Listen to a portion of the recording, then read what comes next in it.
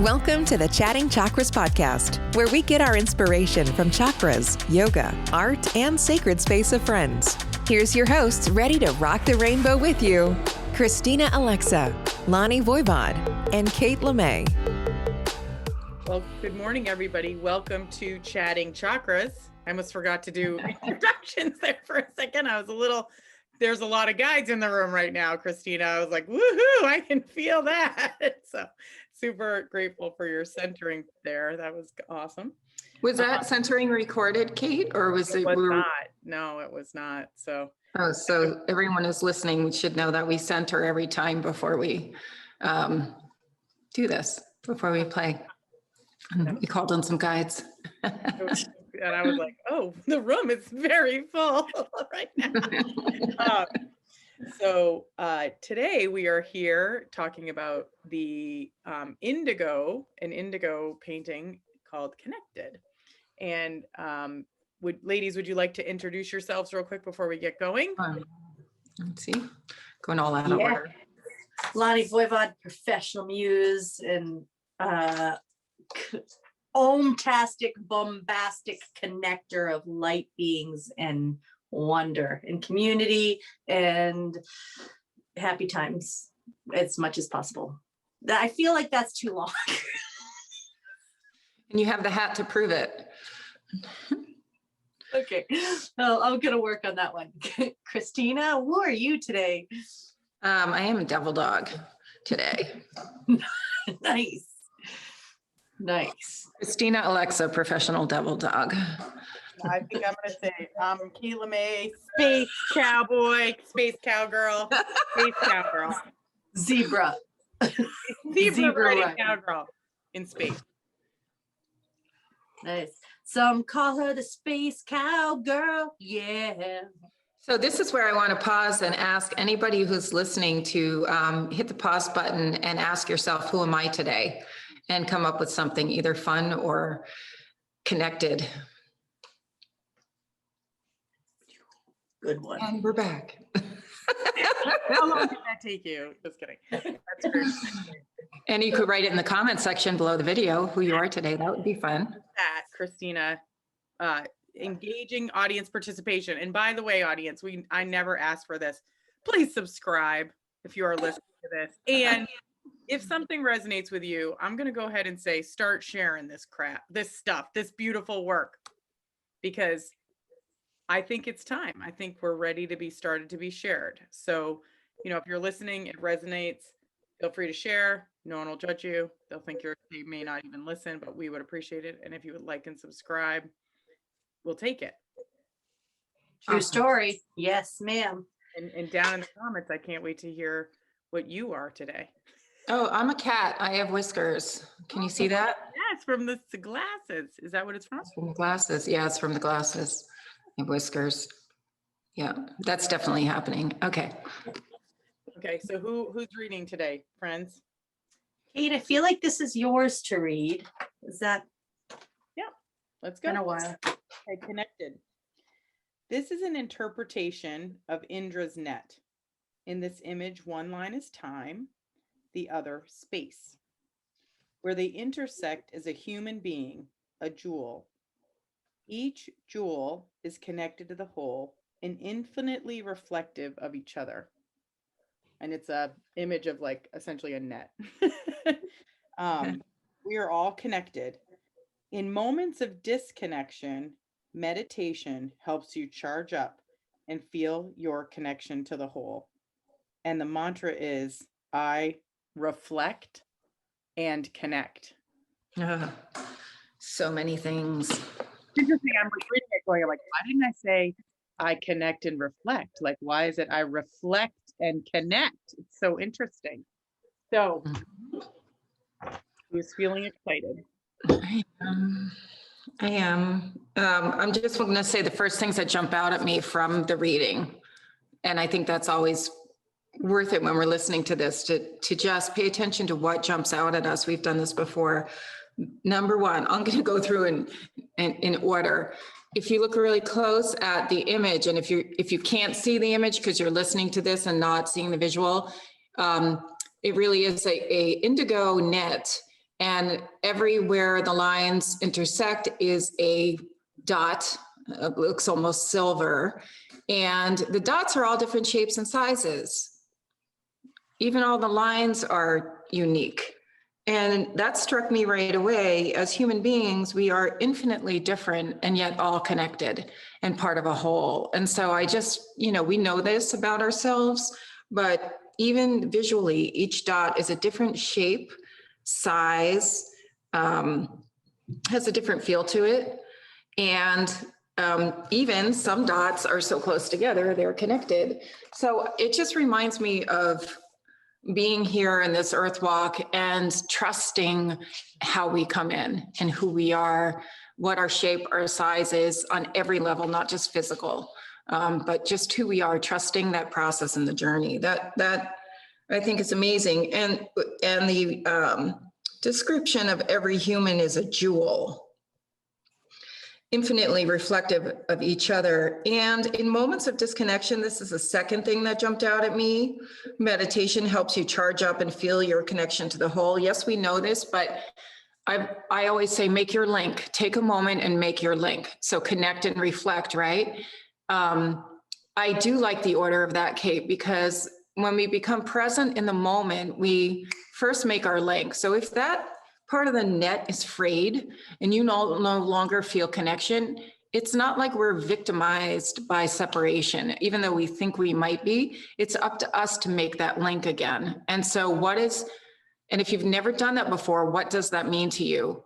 I think this is critical. And it's like the first step is, what am I connecting to? Who am I connecting to beyond my ego personality self? Am I connecting to my higher self, to source energy, to God, to light, to sun, to science, to physics? What am I connecting to that takes me beyond my ego personality? And that will take that little frayed line and make it whole again. And we'll start to realize we are part of a greater whole. Last podcast, we talked about the microcosm and the macrocosm. We talk about that a lot, and this is operational here. Therefore, oh wait, your mantra does say, I reflect and connect. Oh, I was thinking we connect and reflect. That's so interesting. Anyway, and then the reflection can come in that, so what happened? Like, why do I feel disconnected? And recognize that this is not necessarily real.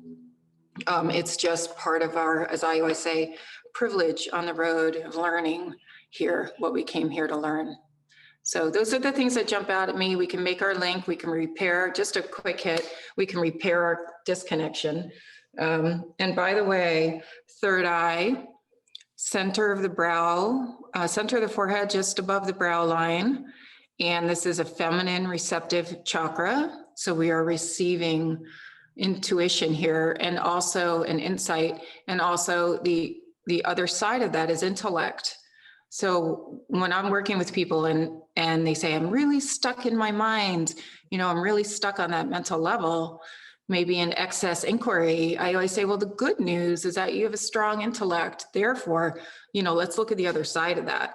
You can definitely fire up that third eye, insight, and create balance. Done. Got to start strong there, Christina. I like it. Kate, do you want to go next? Because I may have some things that I don't know if they're clarifiers or disjointers. I had a lot of things come up and I want to hear what you have to say. So I feel the nudge to share how this painting was made because I love this particular painting story. So when I was making the paintings, so the 3,780 paintings in that 1 year, I had determined, so part of the story, which I'm sure is disjointedly shared all over the internet, but in short order, I had a dream. I followed the dream. I created an incredible quantity of paintings over the course of a year, which are these paintings. In the precognisant dream, I knew there was a gala and a dance party and all these famous celebrities that were pretty congruent. I knew the hit list of who I would want to be there. And as I barreled into October, I knew the date was 12/21/2020. Lonnie, was that right? 2012. 2012, yes. 2012. So the Mayan calendar end of year. So I'm in October and I'm thinking I'm going to have this giant party with all these celebrities. Like when I thought about the gala, the dance party, and the celebrities, I thought it was my party. But coming into October, I realized I had made all the paintings, but I had not planned the party with all the celebrities and all this art. So I have a moment where I release that it's not to be for me. And the next day I get an email in my inbox that's literally like, on 12/21/2012, there was a gala and a dance party and all the celebrities, but it was in LA and it wasn't the event I had planned, but someone had planned it. And I was like, oh my gosh, this is the event I have to go to. So I have no money. I book a trip. It's amazing. It's on a whole YouTube channel. You can hear the story. Anyways, so I'm booked to go to LA, but the paintings are not done. And I'm in indigo. And I am like, I have like 12 hours to paint 7 sets of paintings. I'm sure I'm exaggerating this a bit, but it was tight. It was like a very tight few days. So I'm in prayer mode. I am like, please, all guides, be here, because I have to see the symbols, understand their correlation, be connected to these meanings. And I'm in indigo. And that night I happened to be watching a documentary on the quantum activist, and his name is Dr. Amit Goswami, who's referenced in this painting. So Dr. Goswami is he's like Indian, and he's a physicist, and he's brilliant. I mean, he's so brilliant. And you can find this now if you Google it on Venmo or not on Vimeo, but they took it out of the, it's not in Netflix anymore. You can't find it on YouTube. Like, it's hard to find this video because I had tried.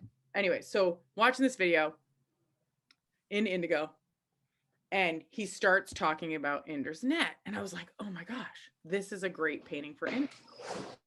And as I'm thinking about the net, I was like, I mean, I get it, the net, I get it. And I'm drinking a glass of water.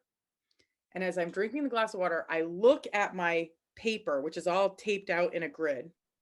And through the bottom of the pint glass, the net bends in. So when you look at this image where it is bent into the center and it has sort of a concave, I just think it really enhances the imagery of the net by having it bowed.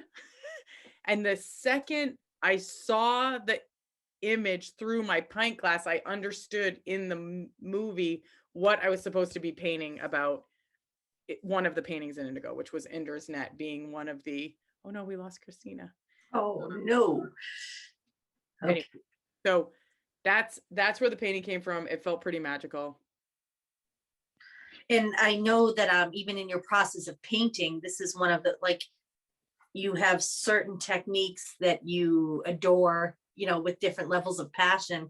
And I seem to remember you sharing a couple times, just those little beautiful silver dots. I mean, because there's also the slightest bit of structure to them, Kate, right? They're a little bit like, you keep them a little elevated. You don't, sometimes you wash things or move the paint with breath or with the actual physical movement, but they rise a little bit off the painting, right? So you do it with such precision and care. You're like a mother duckling taking care of all of her little ducks, right? Well, and even in painting the net, which is made with a bottle, like I use a skirt bottle. Hi, Christina. The net is I also love the process of painting the net. And then okay, the little jewels, like this one looks like a 2-layer dot, which sometimes they get to be 3 if they're big enough. But they have texture to them because it's acrylic paint. So they ride on, they're fat, and then they'll get in. So yeah, I love making this painting because it's a simple wash. And then I use like a ketchup bottle, for lack of a better thing. It's a squeeze bottle like this kind of thing, but it'll be filled with indigo paint. And then, I go through and you'd make each one. And yeah, it's super, I like making this painting.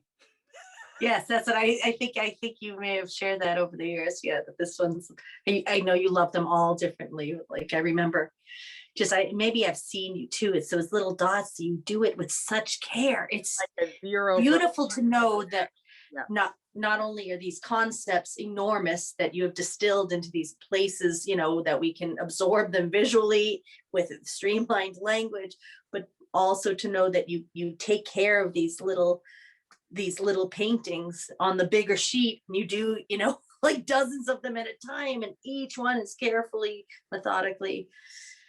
Yeah, I'm proud to know you, my friend. It's beautiful.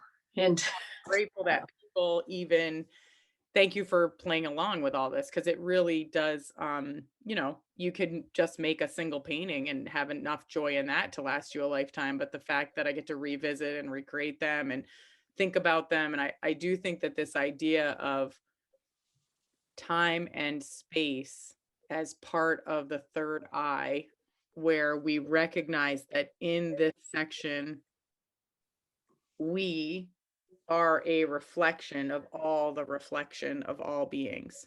That concept, I know we hear a lot the phrase, we are all one, or we are one. But I think there's also something about mirroring. I think there's stuff in this painting that I still don't even quite comprehend, which when Christina, you invited the guides in today, I chuckled because like, oh, you have messages, which may most likely not even come through me, around this painting. So I would just say that, Lonnie, you asked a question earlier, the things you were thinking were connected or not connected. I would just say, let's see if we throw the ping pong into the sphere here where we land, because as we ascend into this more energetic quote unquote realm, the density is lighter, the vibration is lighter. I also think the translation of certain things become a little more ephemeral. Like it's just the nature of this. good point. And yes. So I'm gonna go for it. So the first thing is, I would recommend to anyone, if you're feeling nudged, this is an interesting Google search. Indra's Net is an interesting Google search because the languaging and the description brings in Buddhism, brings in Vedic philosophies, and there's a lot of backstory. I have this really beautiful, clean quote that I think, it reflects and enhances what you have written here. And it's from this guy, Stephen Mitchell, who happens to be one of the most celebrated translators of really amazing texts. He's also married to, what is her name? Oh, I am forgetting her name right now. One of our favorite gals, white hair. She had a second coming in like her 40s. Kate, you know her name. Oh, Byron Katie. He's married to her. He does all these, like he's spent his whole life going deep on translations. I personally love his Tao Te Ching translation. I think it's the best one. So I just happily found this. So Indra's net, all is one, one is all. The net of Indra is a profound and subtle metaphor for the structure of reality. Imagine a vast net. At each crossing point, there's a jewel. Each jewel is perfectly clear and reflects all the other jewels in the net. The way two mirrors placed opposite each other will reflect an image ad infinitum. The jewel in this metaphor stands for an individual being or an individual consciousness or a cell or an atom. Every jewel is intimately connected with all other jewels in the universe, and a change in one jewel means a change, however slight, in every other jewel. And that's from The Enlightened Mind by Stephen Mitchell. And I found this on childrensyoga.com. So I think that even maybe that's why I'm attracted to that. Like it is exciting and rich and deep, and yet like on the website of children's yoga. So it's also like being presented as a, description of the universe. And so there's so much that comes up in these descriptions. What I think of funhouse mirrors. I think of the butterfly effect, where any slight change in anything, has some kind of impact, whether we ever, find out what that is or not.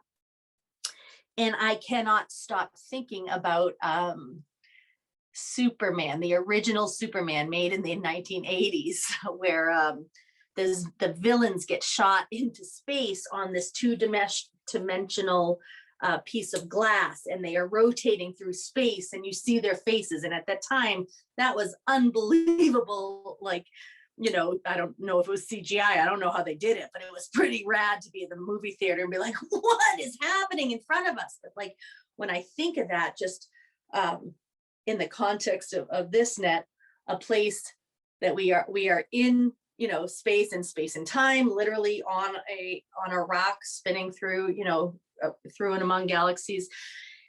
And we are just seeing things and reflecting and becoming based on our experiences through ourselves and others, and do we even really exist, or is it just us, or is it everyone?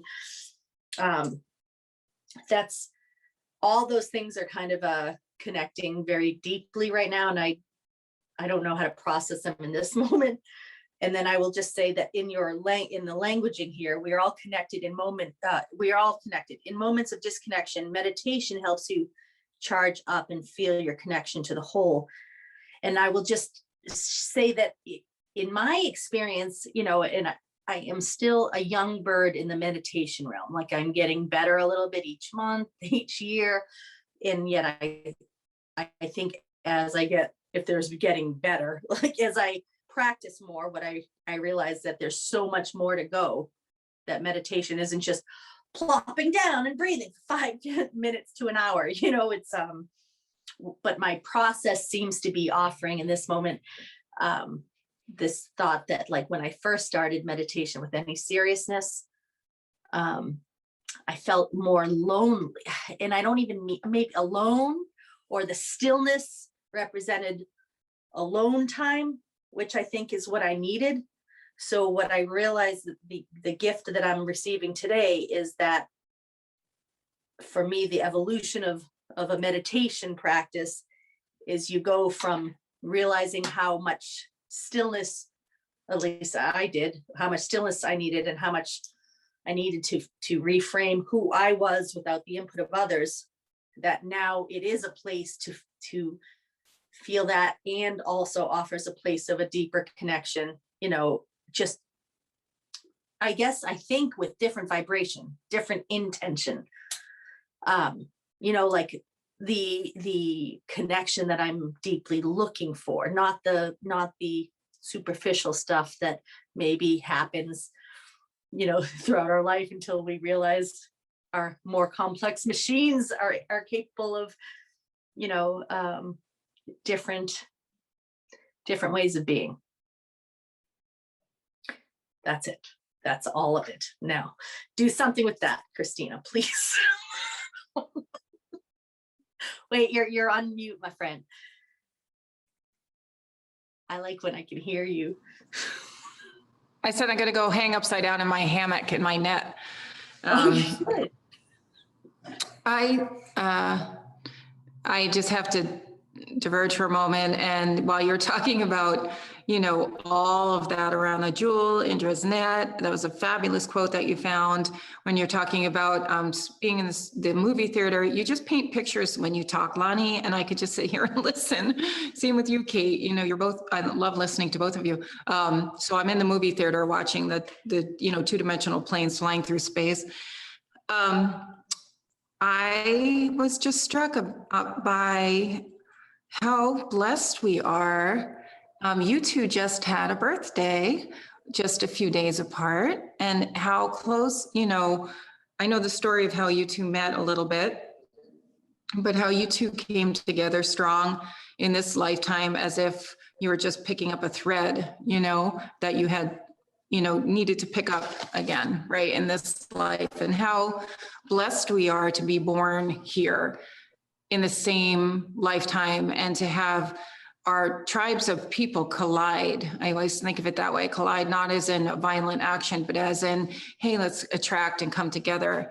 So I just want to acknowledge that I'm grateful that you two were both born and that we are all colliding in this life. So that was coming in for me again, as we're all jewels on the net. And I'm like, yay, we are the facets of our diamonds are really close together. Oh, yeah. So to look around at the people in your life and go, you know what, for better or for worse, you know, maybe this person I love with my whole heart, maybe this person is challenging for me, but there's a reason that we're close together on the net, you know? So that was just a little thing that was coming in for me. And then to, you know, meditation, I think that first place you were talking about, Lonnie, not the first place, but that very real place of when I'm going to meditate for a moment, I feel my stillness and my almost aloneness. Isn't that just that indigo turned from, you know, all of the color that surrounds us and all of the motion of consciousness? We have our eyes open, we use our senses. Our senses really connect us in this body to this time and place that we're in. And then we withdraw the senses, pratyahara, we close our eyes, we breathe, pranayama, and then we turn inward. And that initial turn inward, it's that beautiful indigo void, because when we close our eyes, that's what we see. You know, it's like the color of Kate's shirt or the wall over here, even though that's black. And that gives us the opportunity to start to feel with our inner senses rather than perceive with these physical senses like our hearing and our eyes and, you know, our sight, our touch, etc. And we start to realize that these inner senses are even more developed and real. And we can start to sort of feel around and go, okay, where is that net? Where am I on this net? And then those moments with the breath, you know, you bring some pranayama, some breathing techniques into your meditation, it will accelerate your connection so fast. So if you are new to meditation, look up how to do some intensive breath work that suits you, that marries where you're at. So if you're a really anxious person, you may want to do one type of breath work. If you're lethargic or depressed, you may want to do another. You know, there's just different types of breath work that are not rocket science. This is breathing, but you can do it. And it will help bypass the mind, and it will change our physiology, downregulate the nervous system. It activates things in the brain. So we can pretty quickly find that place of indigo connection in our meditation. And that's where, once we find it, it's hard to not want to go back there over and over and over and over and over. And then when we come back and we open our eyes and we see the colors and we look at the people around us, you know, I look at every single person around me and I think that they are me, right? Every person I see everywhere I go, that person is acting out a part of human experience, learning certain lessons for me because they're part of me. So whatever their epiphanies are, whatever their victories are, I thank them, right? Thank you. And if I see somebody who's having a hard time, I'm like, they're having that hard time for me. So how can I help them? How can I shine my light on that jewel? So that place of going from the inside out to connect, and then opening our eyes and coming back to this present moment and bringing that with us is, to me, that's all amazing. And the last thing I'll say is this is a net. It's a net on purpose. When we connect that deeply through meditation or just awareness while we're walking around, we have access to all of the universal wisdom and truths that exist. So if somebody else is more evolved on the path than me, I can access that wisdom too, right? It's all available to all of us. And that's real. That's true. Why do we just suddenly know things that we have no business knowing when we open up and connect? It's like, holy moly, look at that idea that came, or the solution to that problem that came when I was sleeping, right? So I don't know if how that marries in or dovetails to what you're saying, Lonnie, but that's what came in for me. Yeah, it's great. It's great. It's like a net. It's like we feed each other ideas and it just keeps going and catching the bigger concepts. I will also, I'm kind of in love with the dual nature of the word reflect. If we're going to go like real dig deep, just, I reflect, I send my heart out, I reflect myself to connect, but I also go inside, and reflect from the inside out. And that deepens, an understanding of who we are and how we are connected. I have a couple things. One is that I keep hearing the word sweetness associated with indigo for some reason. And lately I have been dancing a lot with this idea of, I think we brought it up last week, around the void and like the dark feminine and chaos that is associated with the dark. And I think in some ways it's interesting, this particular indigo helps me feel more, and even everything we think of an indigo, I think of it as more as like getting clarity. But I think in some ways, when you think about the womb and you think about closing your eyes and you think about the night and you think about, and I do want to use the word sweetness again, the sweetness of when you both sort of lent yourselves to this concept of dropping in and feeling first that stillness within our own self. But the deeper we drop into that stillness, we end up dropping into the connection of all that is. And that's what I like when that's what I like. It's like, it's all happening. I'm in Shavasana and I'm like, holy cow. Like when you drop, you connect in so deeply that you almost question, how could I ever not feel the bliss that is the world, right? So there's that part. But right next to it, I'm feeling drawn to talk about this idea of mental health, because lately it's just been swimming around my Y work, my, friend network. Like we're talking about it a lot. We're talking about mental health a lot. And I happened to last night watch a show that Oprah Winfrey and Prince Harry, Lady Gaga's in it. They recorded this show on Apple TV around mental health. And it's, there's something that we're sort of touching here that I feel like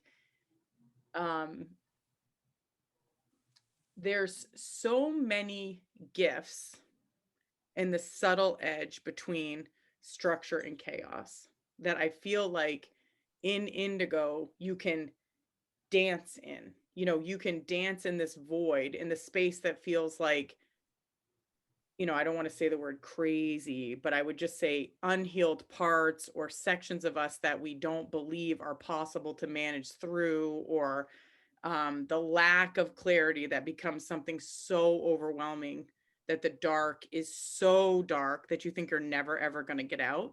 This is the same dark. It's the same space. I'm like right on the edge of tears, because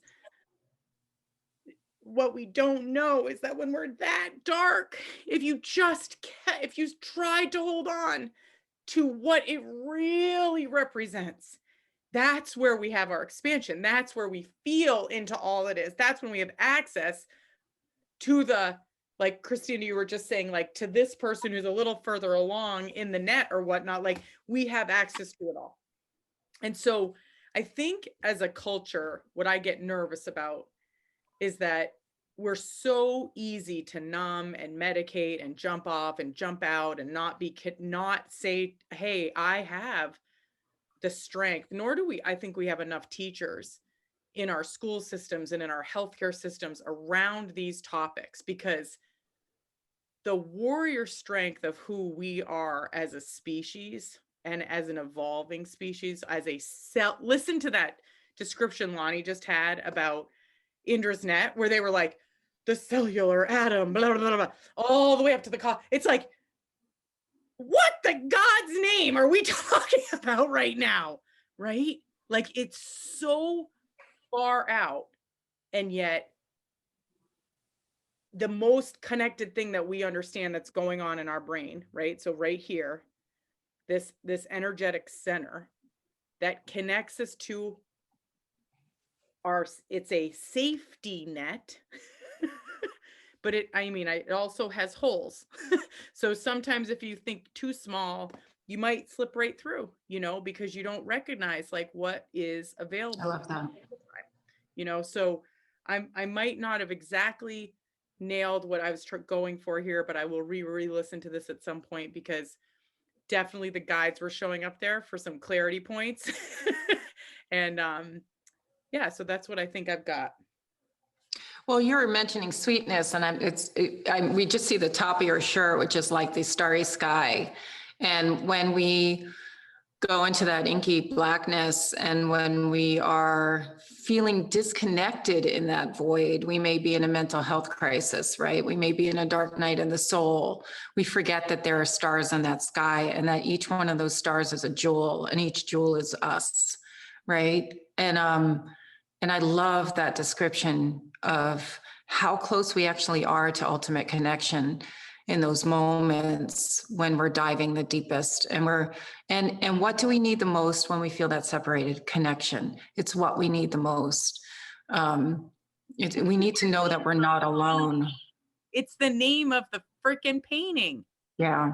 Like, that's crazy, because that wasn't the intent, I don't think, initially when it was painted, right? Like, so what do we need the most when we feel disconnected?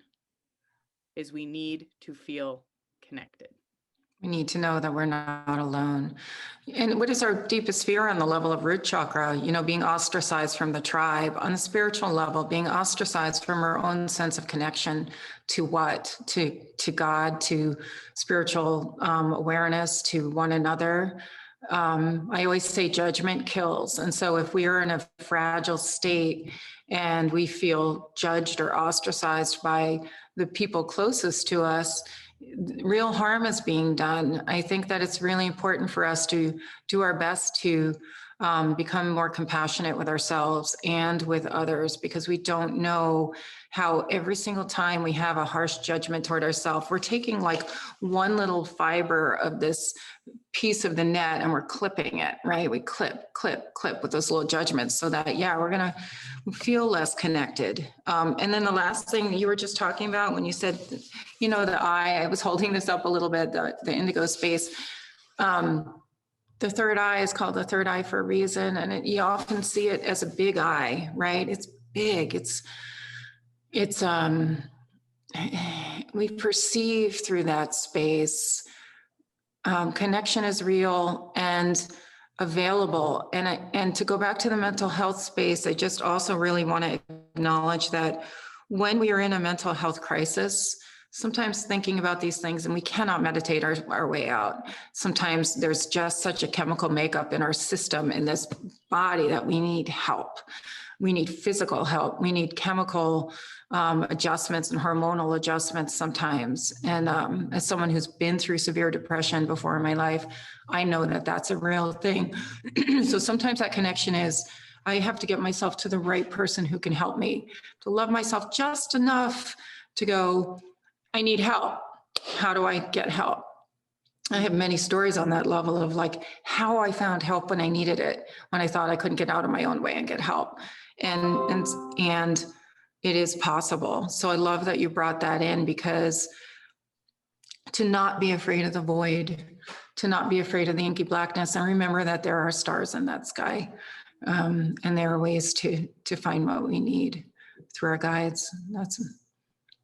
And when speaking of the mental health aspect of this, when you do feel disconnected, sometimes the last thing you want to do is seek any kind of community, any kind of support, it's just not, you feel, I feel so broken and I just want to be alone. Alone does not cut it.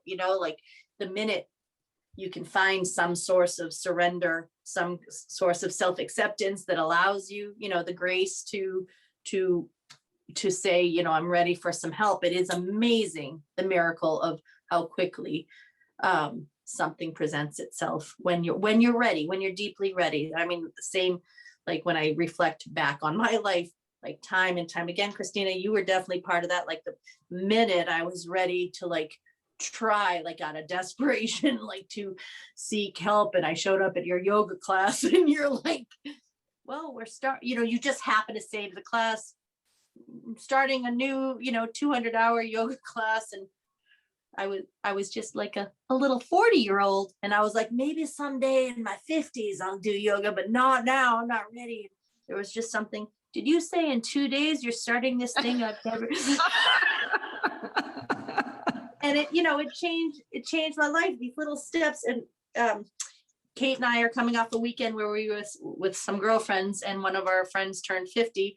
And in that circle, the stories came of how these connections first formed. And it's always because at some point someone said yes to a connection, to an event they were going to go to, or to a workshop, or just a friendship group, when you had the option to stay home, and usually that's what the MO was, but you showed up, and then it forms this new level of friendships and awarenesses and connections that are just absolutely beautiful. That when you're not laughing, you're crying because you're so grateful for it all. So, I mean, even your trip. And another way.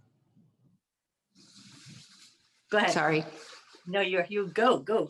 I was just going to say, you're making me think that even another way that is small and immediately available, if we're really in that dark space, needing help and connection, is to do something, no matter how small, for someone else. So we forget ourselves for a moment. Maybe the last thing we feel like doing, but maybe it's sending a thank you card, or maybe it's going outside and helping someone carry their groceries to their car. Very small things, so that we can start the process of movement, giving, because that creates opening, and it can be tiny. It can be so small, but some goodness flows through that. And that is another tool that I've used at different times when I cannot get out of my own way and I'm feeling stuck. I'm like, okay, I'm going to forget myself for a millisecond, or go volunteer for something. Go put yourself in a community of people who need more than you think you need, right? And then pretty soon everything starts flowing.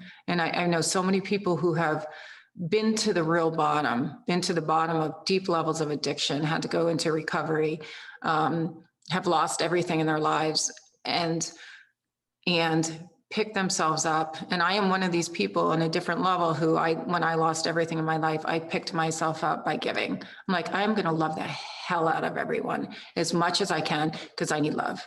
And it works. I will tell you it works. So that's another thing, just a little movement there. It's like you're saying, Lonnie, people always come together. They went to an event, or they said yes to something. I think it's the saying yes place you're talking about. Yeah. That's And good. Kate, you're at a place where you are welcoming humans again, and reconnecting with communities that you haven't seen for a while. So you must be living all of this right now, just because the difference between thinking of someone and then having them in front of you, I'm excited for you. This is going to be an extraordinary season for you, I think, Kate. Yeah. And I'm volunteering, on weekends recently, because I usually would take a day off in the week, and then because camp, we work on the weekends now because people are here, but I haven't had the capacity to take the time off, quote unquote. And so I'm doing what all our volunteers do. All our volunteers work 5 days a week. Then they show up at our camp and they haul leaves or clean cabins or, build things or whatever. Right. So I started asking them, I'm like, does this burn you out? How do you feel after you work hard and then you're volunteer? And they're like, oh my gosh, just go all in. It's going to reboot you. Watch. Right. And they were so right. I feel more connected, more invigorated, more satisfied, and my rest is much deeper, because when I'm volunteering, I'm all in physically. I love physically cleaning things. And like, especially next to other people who are like doctors and lawyers and physicists and all these smarty humans that are, I know their brains are like on crank all week. And that I'm watching, oh, this is the technique you do. You give, but at a beautiful location with people you love, for a place you care about that needs your service, because we like could not open if it were not for these volunteers. And yet on Sunday night, I am feeling more charged than I am from a regular weekend off, which this is kind of, I don't even like want to talk about it because I'm like, oh no, I might have found a way that works for me, right? Because I don't rest well. But serving in a way that feels restful and deeply connected is what is truly rejuvenating. So I show up Monday feeling better than I ever did, even when I worked on weekends for work, right? I don't know if this is even making sense, but to your point, Lonnie, I have definitely a new awareness of how incredibly grateful I am to just sit at tables with people and talk over meals and look people in the eye without their masks. Like a lot of people are coming to camp and I'm like, you can take it off here. Like, you're okay. Try it out. We're outside. We're distanced. Like, try it out. And I'm seeing people for the first time in a very long time feel comfortable with other people without masks, because I personally feel like that is my job, to help create a community where people feel safe. We are, following rules and guidelines to continue to not have dirty hands touch your face. I mean, that's like ultimately the goal, right?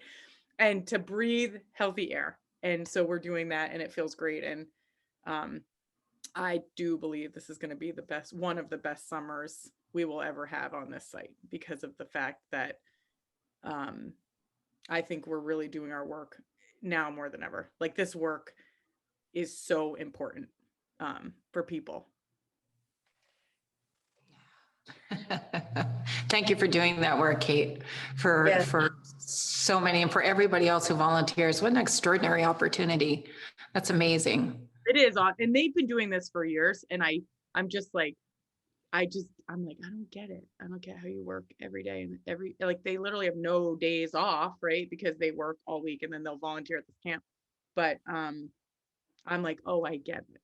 It serves your soul in a much deeper level. And when you're resting, your body is so tired from physically doing all the work. You're just like resting. It's like, I have no choice. It's time to rest. Well, and speaking of the net, I mean, the whole environment, the whole energy net of that whole, the YMCA and everything you're doing at these camps, Sandy Island and the Northwoods and the girls camp and all of it and beyond is all the same. It's like mind. It's all it is all healing. And the nature component is magical. I mean, just to be outside in nature, volunteering must be amazing.